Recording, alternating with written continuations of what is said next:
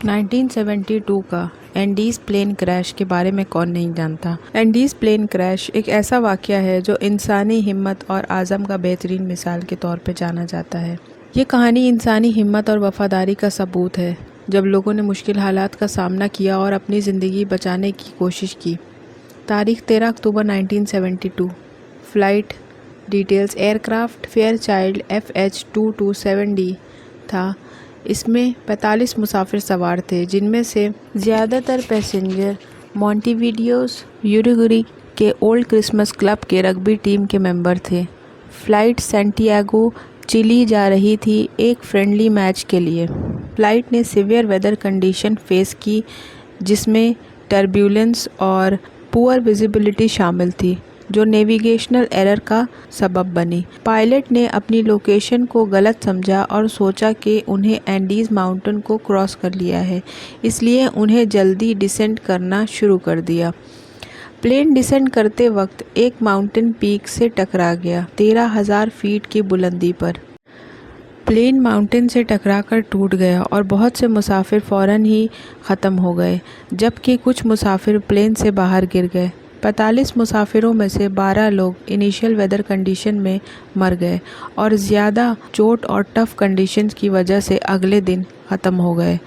Survivors ने अपने आप को एक आइसोलेटेड और हार्श एनवायरनमेंट में पाया, जहां रेस्क्यू लिमिटेड था। वहां टेम्परेचर फ्रीजिंग पॉइंट से नीचे था और खाना बिल्कुल नहीं था। सर्वाइवर्स को खाने और शेल्टर की तलाश में मुश्किल फ़ैसला लेना पड़ा। जब सारा खाना ख़त्म हो गया तो उन्होंने कैनिबलिज्म का फ़ैसला किया। उनका गुजारा मरने वालों की बॉडीज़ से होता था। पहली सर्च और रेस्क्यू ऑपरेशन के 8 दिन बाद टफ़ वेदर और सर्च एरिया की वजह से बंद कर दिया गया। सर्वाइवर्स ने प्लेन के पार्ट्स से एक टेम्परेरी शेल्टर बनाया और रेस्क्यू के लिए उम्मीद रखी।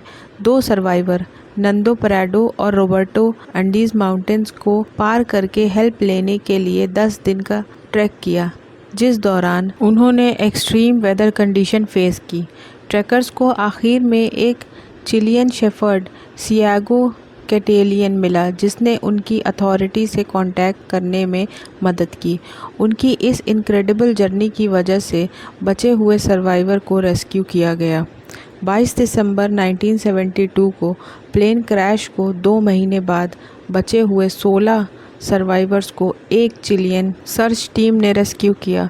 उनकी सर्वाइवल स्टोरी से पूरी दुनिया को मुतसव्विर किया और ये कहानी बुक्स और फिल्म्स में भी दिखाई गई। सर्वाइवर्स ने साइकोलॉजिकल ट्रॉमा फेस किया, जैसे कि गिल्ट, PTSD और एंजाइटी।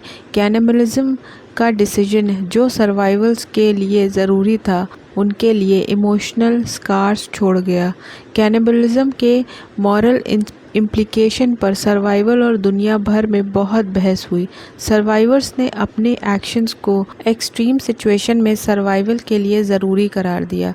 इस क्रैश से मुतसव्विर होकर बुक लिखी गई, जैसे कि Alive by Piers Paul Read's, और उस पर फिल्म अडेप्टेशन बनी जो दुनिया भर में मशहूर हुई। कई सर्वाइवर्स इंक्लूडिंग नैंडो पराडो और रॉबर्टा ने अपनी एक्सपीरियंस इंटरव्यूज़, डॉक्यूमेंट्रीज़ और मोटिवेशनल स्पीचेस के ज़रिए शेयर किए।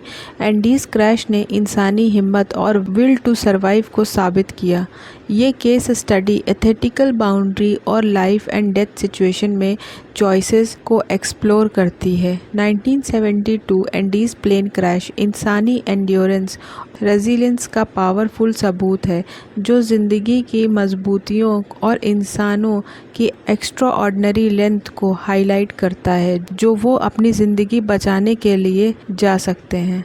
अगर ये केस स्टडी आपको पसंद आई हो तो वीडियो को लाइक करके जाएं और कमेंट में हमें ज़रूर बताएं कि अगली केस स्टडी आप किस एयरप्लेन क्रैश के बारे में जानना चाहते हैं।